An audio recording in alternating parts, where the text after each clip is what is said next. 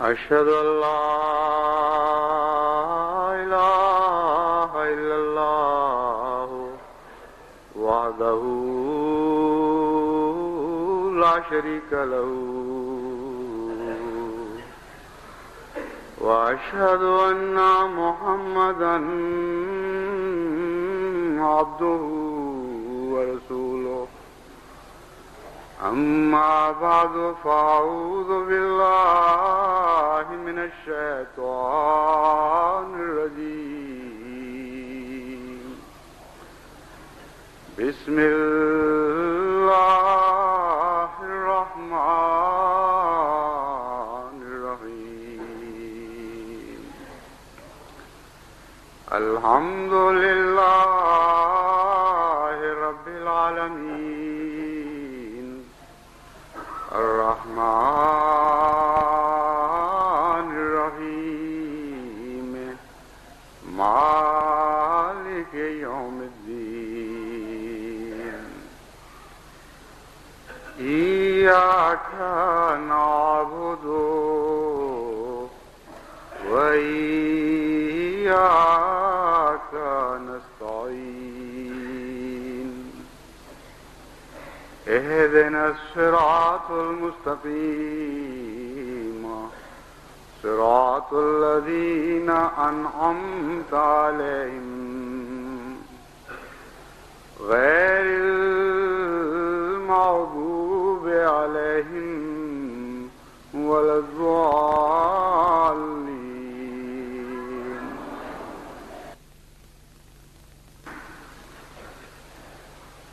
دنیا میں انسان جتنی مادی ترقی کرتا چلا جا رہا ہے اس کے ساتھ ساتھ وہ انسان کی آسائش کے بھی نئے نئے سامان مہیا ہو رہے ہیں، تاہم انسانی بے چینی ہر دم ہر آن بڑھتی ہی چلی جا رہی ہے۔ افراد بھی بے چین ہیں اور خاندان بھی بے چین ہیں اور قومیں بھی بے چین ہیں اور بلاکس بھی بے چین ہیں، مشرق بھی بے چین ہے اور مغرب بھی بے چین ہے، شمال بھی اور جنوب بھی، اور تمام دنیا میں انسان دن بدن ادنا سے زیادہ شدید تر بے چینی کی طرف بڑھتا جا رہا ہے۔ بے چینی اور سکون ان دونوں کی جنگ تو ابتدائے آفرینش سے ہی جاری ہے،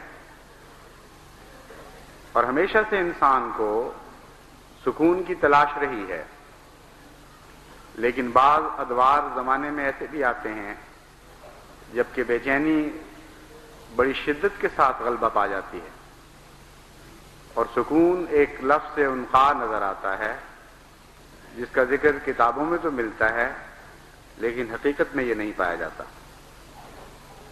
ایسے ہی زمانے کو قرآنی اصطلاح میں خسر کا زمانہ کہا جاتا ہے، والعصر ان الانسان لفی خسر۔ زمانہ گواہ ہے اور زمانے کی بے قراریاں اور بے چینیاں گواہ ہیں کہ انسان من حیث المجموع گھاٹے میں مبتلا ہے اور گھاٹے کا سودا کھا رہا ہے۔ ہر تاجر جانتا ہے کہ گھاٹا کوئی تسکین قلب تو نہیں دیا کرتا، وہ تو ایک شدید بے چینی پیدا کرتا ہے۔ بس جہاں گھاٹے سے مراد کئی قسم کے نقصانات ہیں وہاں اس کا نتیجہ بھی پیش نظر رہنا چاہیے کہ جب بھی انسان یا زمانہ بحیثیت مجموع گھاٹے میں مبتلا ہو جائے تو بے چینی کا بڑھنا اس کا ایک لازمی نتیجہ ہے۔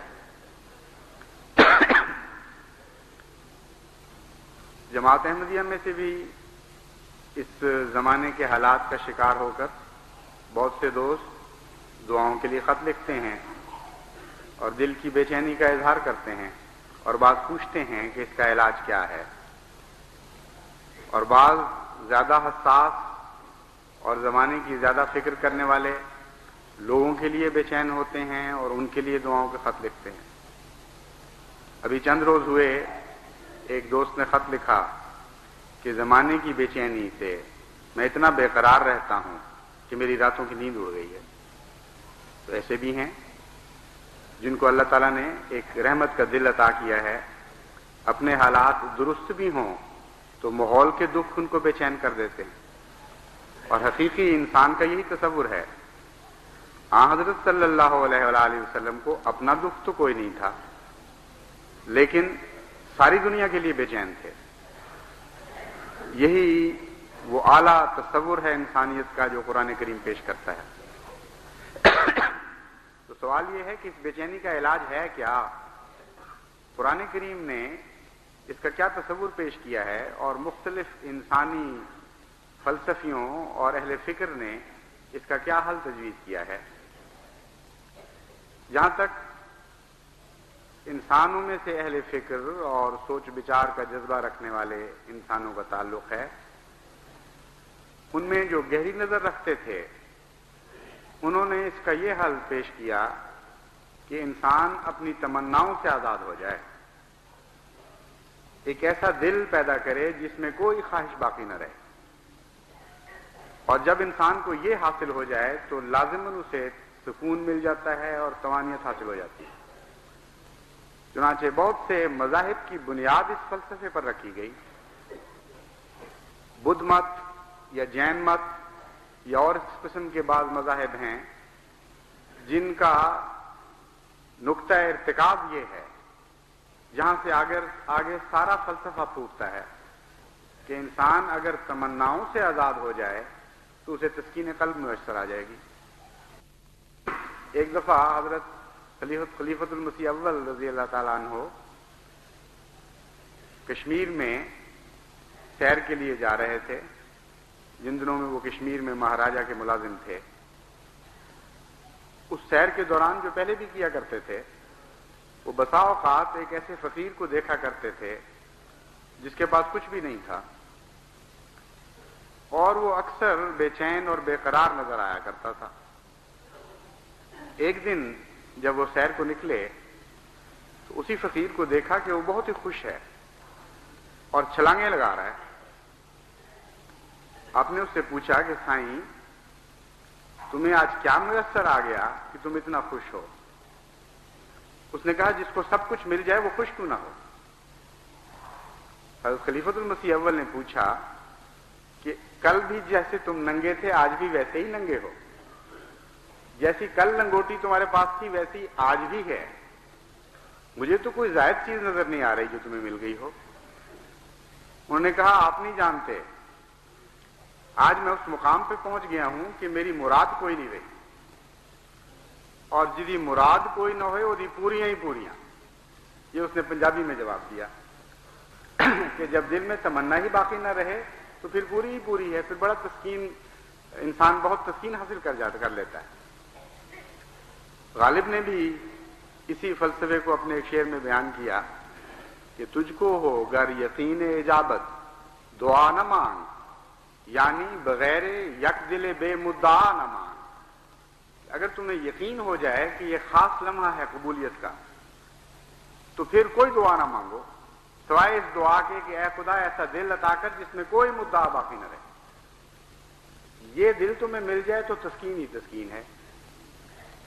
ایک یہ بھی فلسفہ ہے جس نے بہت سے انسانوں کو ایک ایسے سکون کی تلاش میں مبتلا کر دیا اور آج بھی کر رکھا ہے جو ہمیشہ ان سے گریزاں رہتا ہے، کیونکہ ایسا دل جو بے مدعا کے ہو یہ پیدا ہونا ممکن نہیں۔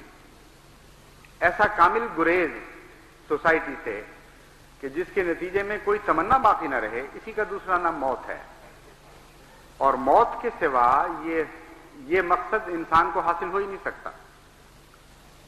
اور اگر ایسا دل ہو جس میں مدعا نہ رہے اور سوسائٹی بے قرار ہو اور وہ دل اس کی بے چینی محسوس نہ کرے تو ایسے دل سے تو نہ دل ہونا بہتر ہے، کیونکہ جو انسان اس طرح سوسائٹی سے کٹ جائے کہ اس کے دکھ اور غم میں شریک ہی نہ رہے، وہ انسان تو انسان کہلانے کا مستحق بھی نہیں رہتا۔ اس لیے قرآن کریم اگرچہ یہ فلسفہ بظاہر بڑا دیدہ زیب معلوم ہوتا ہے اور بعض فقیر اس فلسفے کو پا کر ناشتے بھی دیکھے جاتے ہیں، مگر قرآن کریم اس کو کلیتاً رد کر دیتا ہے۔ ایسا کوئی تصور سارے قرآن میں آپ کو نہیں ملے گا کہ یہ تعلیم دی گئی ہو کہ تم تمناؤں سے آزاد ہو جاؤ۔ ہاں تمناؤں سے آزاد ہونے کی بجائے، یعنی تمناؤں سے اس طرح آزاد ہونے کی بجائے کہ کوئی تمنا نہ رہے، قرآن کریم ایک ایسی راہ تجویز کرتا ہے جس کے نتیجے میں تمنائیں مغلوب ہو جاتی ہیں اور وہ انسان کی مالک نہیں رہتی بلکہ انسان ان کا مالک بن جاتا ہے. وہ انسان کو اپنا غلام نہیں بنا کے رکھتی بلکہ انسان کی غلام بن جاتی ہیں اور اس کے پیچھے پیچھے چلتی ہیں. وہ کیسے حاصل ہو سکتا ہے؟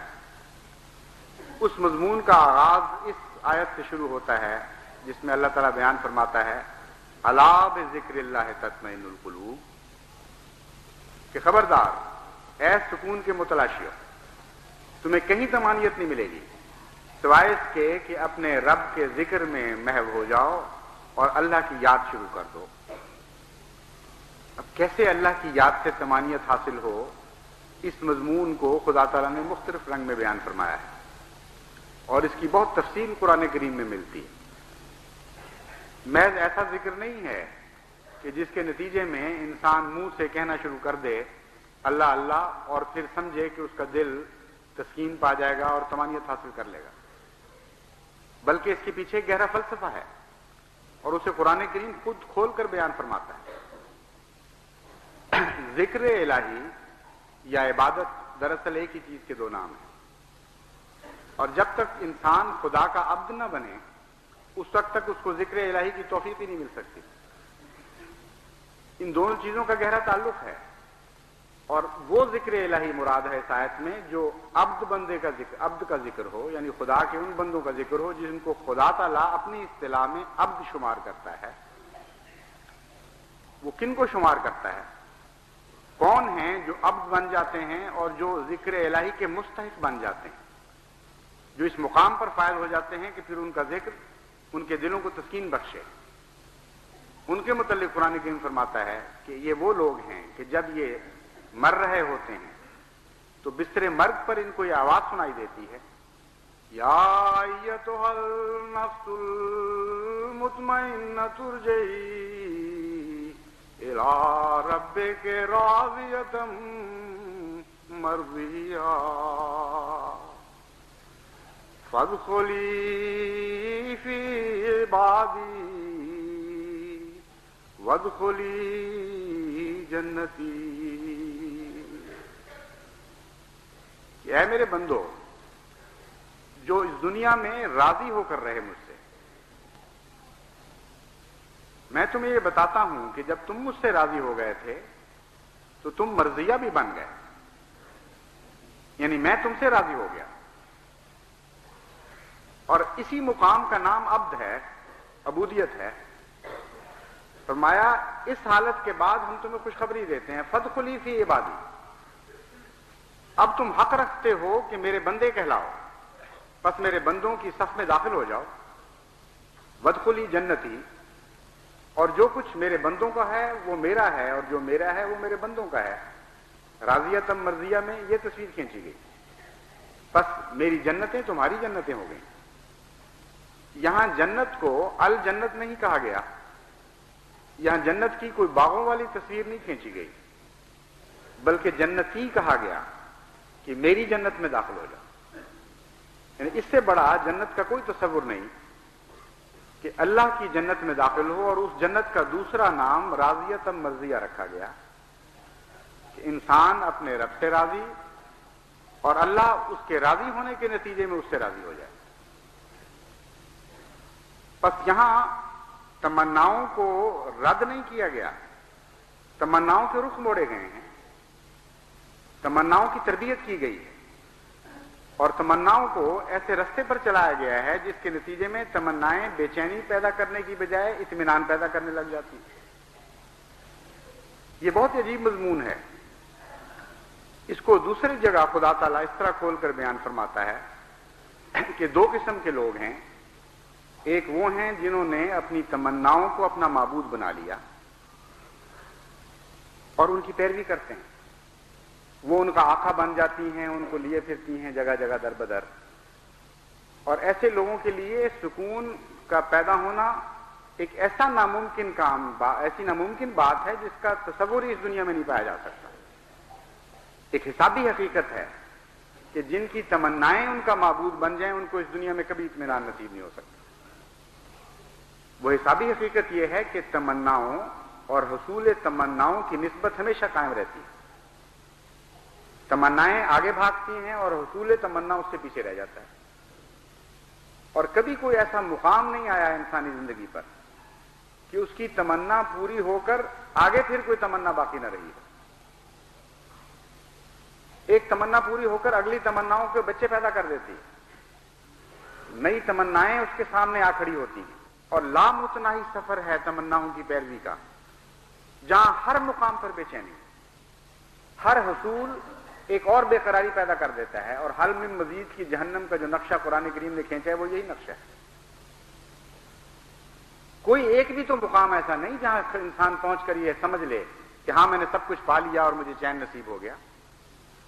اس سے آگے اور مقام پیدا ہوتے ہیں، اس سے آگے اور مقام پیدا ہوتے ہیں، ایک وادی مانگتا ہے تو دوسری وادیاں منہ کھولے سامنے کھڑی ہو جاتی ہیں۔ اس کے برعکس کچھ وہ لوگ ہیں جو اپنے اللہ کو اپنی تمنا بنا لیتے ہیں، اور یہی معنی ہے لا الہ الا اللہ کا۔ اور اسی لیے حضور صلی اللہ علیہ وآلہ وسلم نے فرمایا کہ افضل الذکر لا الہ الا اللہ ہو۔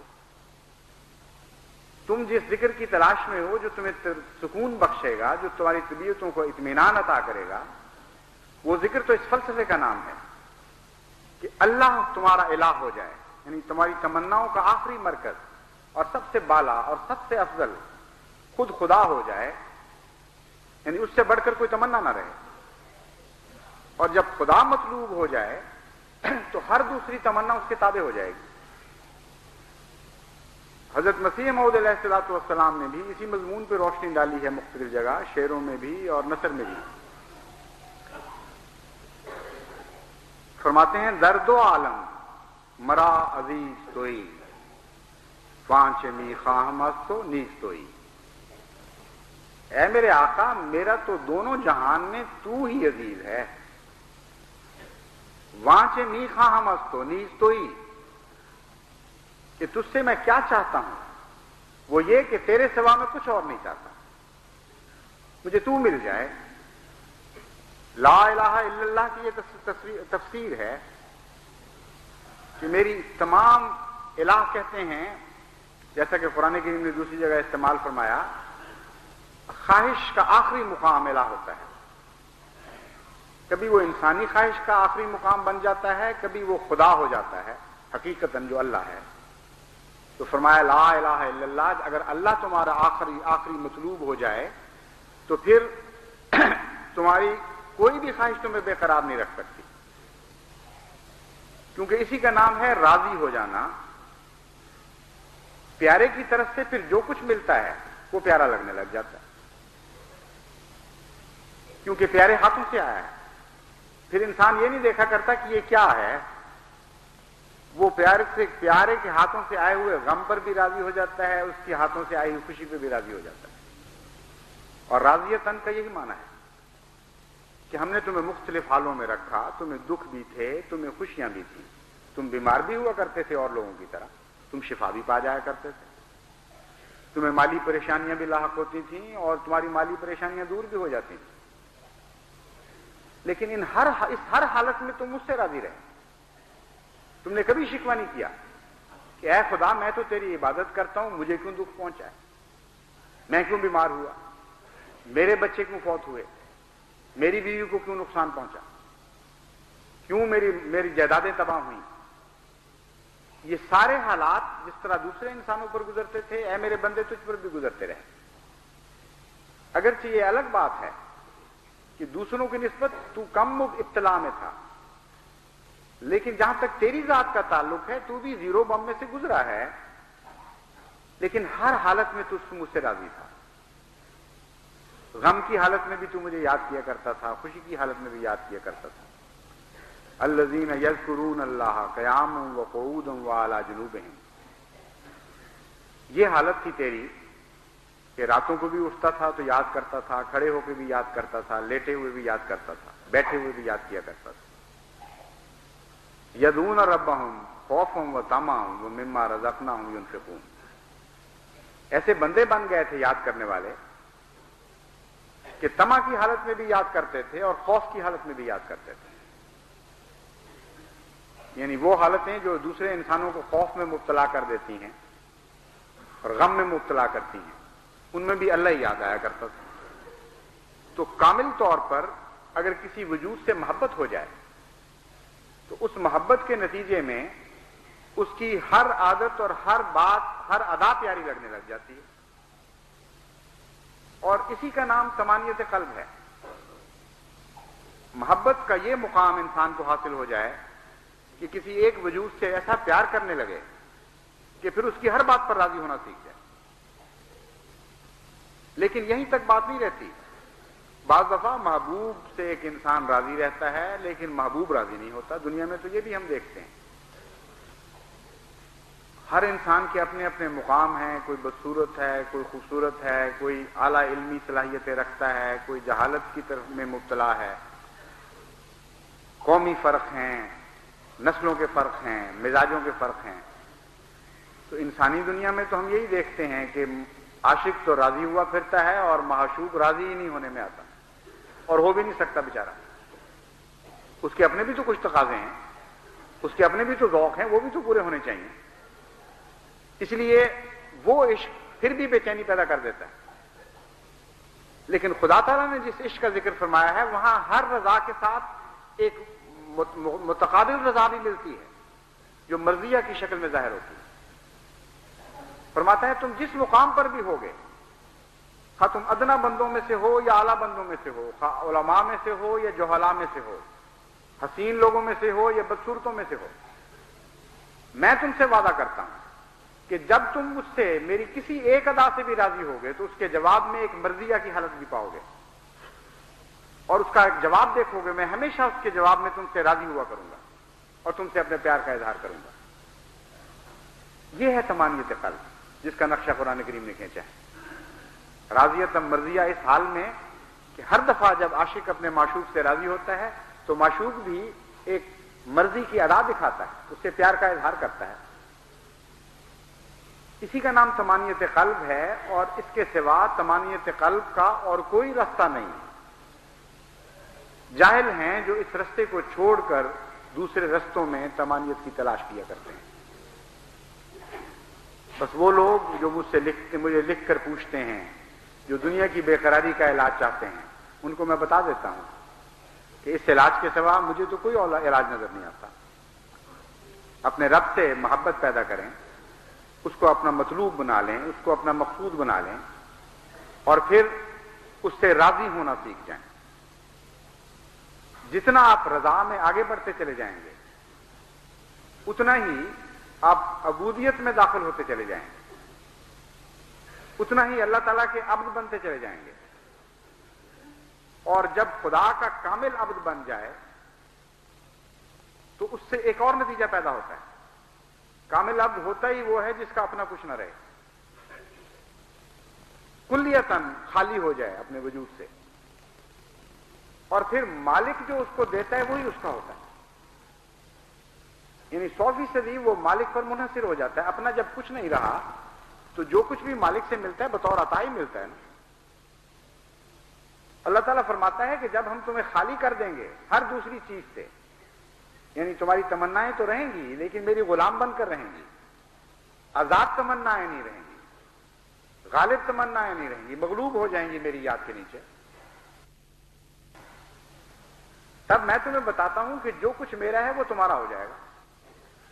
تب تم میرے عباد میں داخل ہوگے، اور عباد میں داخل ہونے کا مطلب ہے میری جنتوں میں داخل ہو جاؤ. یہ وہ مقام ہے جو ایک لحاظ سے ایک درجے تک اس دنیا میں بھی انسان کو حاصل ہو جاتا ہے. اور جتنے خدا کے برگزیدہ بندے انبیاء کی صورت میں ہمیں نظر آتے ہیں یا دوسرے نسبتاً ادنا مقامات پر بھی، ان میں بھی درجہ بدرجہ ہم یہی رضا کا مقام دیکھتے ہیں. حضرت موسیٰ علیہ السلام کہ اپنے رب سے پیار کا ایک واقعہ قرآن کریم میں مذکور ہے جو دراصل اسی فلسفے کو ظاہر کرتا ہے، اور بہت ہی پیارا واقعہ ہے. آپ نے ایک ضرورت کے وقت ایک نئی جگہ میں، نئے جہاں کوئی اپنا ساتھی، کوئی واقف نہیں تھا، کوئی مددگار نہیں تھا، ایسی حالت میں بیٹھ کے دعا کی کہ آپ کسی اور کے سامنے ہاتھ نہیں پھیلا سکتے تھے، صرف اپنے رب سے مانگنا چاہتے تھے، اور اس کے سوا مانگنے کی عادت ہی کوئی نہیں تھی، لیکن کوئی سہارا نہیں تھا، اپنے وطن سے نکل گئے تھے خوف کی وجہ سے، اور ایک نئی جو قوم میں جا کر سوچ رہے تھے کہ اب میں کیا کروں۔ وہاں بیٹھے بیٹھے انہوں نے یہ دعا کی کہ رب انی لما انزلت الی من خیر فقیر۔ کیسی عجیب تمنا ظاہر کی ہے۔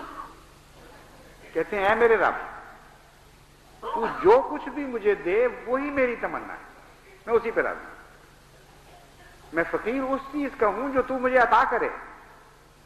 یعنی کچھ نہیں بتایا کہ میں کیا چاہتا ہوں، میری کیا تمنائیں ہیں، میری کیا ضروریات ہیں، میں بھوکا ہوں، میں شادی کے بغیر ہوں، مجھے سہارا چاہیے، ایک نئے ٹرائب میں آیا ہوں، نئے قبیلے میں، مجھے کوئی نہ کوئی سایہ چاہیے جس کے تحت میں یہاں زندگی گزاروں، اور بے شمار ضروریات ہو سکتی تھی۔ کیسا پیارا فکرہ دماغ میں آیا ہے، کیسی پیاری سوچ ہے وہ۔ معلوم ہوتا ہے بڑا غور کیا کہ آخر میں رب سے کیا مانگوں، اتنی ضرورتیں، اتنے لمبی چوڑی تقریریں کیا کروں۔ پھر یہ سوچا ہوگا کہ میں تو اپنے اللہ سے محبت کرتا ہوں، اور میں جانتا ہوں کہ میری محبت کے جواب میں ہمیشہ وہ محبت ہی کرتا ہے، تو کیوں نہ یہ معاملہ اس پر چھوڑ دوں۔ اس کو بھی یہ پتا ہے کہ جو مجھے دے گا میں اس سے راضی ہو جاؤں گا، اور مجھے بھی یہ پتا ہے کہ مجھے وہی دے گا جس سے میں راضی ہوں گا۔ تو اس کے بعد پھر اور مانگنے کا سوال ہی کیا باقی رہ جاتا ہے۔ رب انی لما انزلت الی من خیر فقیر۔ اے خدا میں تو فقیر بنا بیٹھا ہوں اس چیز کا جو تو مجھے عطا کرے۔ یہی بات ایک اچھی ادا کی شکل میں مغربی تہذیب میں اس رنگ میں پائی جاتی ہے۔ جس قوم میں بھی کوئی اچھی بات ہو اسے سراہنا چاہیے۔ ان کو جب کوئی تحفہ دیتا ہے مغربی قوموں کو، تو جس فرد کو تحفہ دیا جاتا ہے وہ آگے سے یہ جواب دیتا ہے کہ آپ نے ایسا تحفہ دیا کہ بالکل اسی چیز کی مجھے ضرورت ہے، میں بہت آپ کا ممنون ہوں۔ اور یہ جواب تو ایک رسمی جواب ہے خوش کرنے کے لیے، لیکن اس کے پیچھے فلسفہ جو کار فرما ہے وہ بالکل درست ہے۔ اگر کسی کو یہ کہا جائے کہ جو کچھ مجھے آپ نے دیا ہے مجھے اس کی ضرورت تھی، تو اس سے زیادہ خوشی اس کو نہیں پہنچ سکتی کہ بین ہی اس کی مرضی، اس کی ضرورت کے مطابق میں نے اسے کوئی چیز دے دی۔ تو دنیا کی تہذیبوں میں بھی یہ بات اچھی لگتی ہے، لیکن ویسے حقیقت سے آری ہوتی ہے۔ شاذ و نادر کبھی اتفاقاً کوئی ایسا تحفہ کسی کو ملتا ہو جس کو ایسی ضرورت ہو کہ اسی کے انتظار میں گویا بیٹھا، لیکن وہ یہ جانتے ہیں کہ تحفہ قبول کرنے کا اصل مزہ اور تحفہ دینے والے کے شکریہ کا بہترین اظہار یہی ہے کہ انسان کہے کہ مجھے اسی کی ضرورت تھی۔ لیکن حضرت موسیٰ علیہ الصلوۃ والسلام نے دیکھنے سے پہلے یہ فکرہ کہا ہے کہ خدا نے کیا دیا ہے۔ وہ تو یہ جانتے تھے کہ میں اپنے رب سے ایسا پیار کرتا ہوں کہ یقیناً پوری سچائی کے ساتھ میں یہ کہہ سکتا ہوں کہ جو کچھ تیری طرف سے آئے گا مجھے اس کی ضرورت ہے، میں اس کا فقیر بنا بیٹھا ہوں۔ بس جب انسان کسی سے ایسی محبت کرے کہ اس کی ہر عطا اس کی ضرورت بن چکی ہو، وہ اسی کے انتظار میں بیٹھا تھا، تو ہر تمنا پوری ہوئی کہ نہ ہوئی؟ اور کوئی تمنا ماری نہیں جا رہی، یہاں ایسی تعلیم نہیں دی جا رہی جو انسانی فطرت کے خلاف ہے کہ تمناؤں سے عاری ہو جاؤ۔ یہ فرمایا جا رہا ہے کہ تمناؤں کو مغلوب کر دو ایک اعلیٰ تمنا کے، اللہ کے ہو جاؤ، تو تمہیں ہر دوسرے سے آزادی نصیب ہو جائے گی۔ مرد آزاد کا اس سے بہتر کوئی تصور نہیں کہ رب کے غلامی کے بعد ہر دوسری غلامی سے انسان آزاد ہو جائے، اس کی تمنا کے بعد ہر دوسری تمنا سے انسان آزاد ہو جائے، اور اس کے بغیر ہو ہی نہیں سکتی آزادی۔ جب تک تمناؤں کو ایک اعلیٰ تمنا سے مغلوب نہ کیا جائے انسان بغیر تمنا کی زندگی نہیں گزار سکتا۔ اللہ تعالی ہمیں توفیق عطا فرمائے کہ ہم قرآنی فلسفے کے مطابق طمانینت قلب حاصل کریں، اور اللہ تعالی ہمیں توفیق عطا فرمائے کہ اس زندہ جاوید فلسفے کو ساری دنیا میں پھیلا دیں، اور تمام دنیا کی بے چینی ذکر الہی کے اس مفہوم کے ساتھ دور کریں جس کو قرآن کریم نے پیش فرمایا۔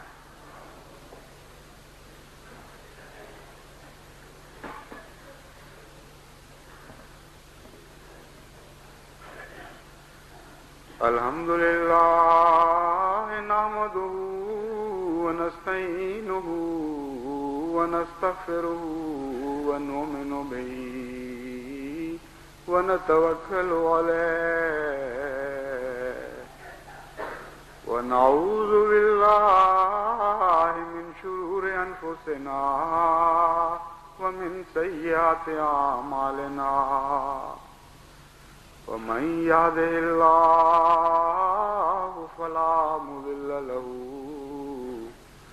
ومن يضلله فلا هادي له ونشهد أن لا إله إلا الله وحده لا شريك له نشهد أن محمدا عبده ورسوله عباد الله رحمكم الله إن الله يأمر بالعدل والإحسان وإيتاء ذي القربى وينهى عن الفحشاء والمنكر والبغي يعظكم لعلكم تذكرون اذكروا الله يذكركم وادعوه يستجب لكم ولذكر الله أكبر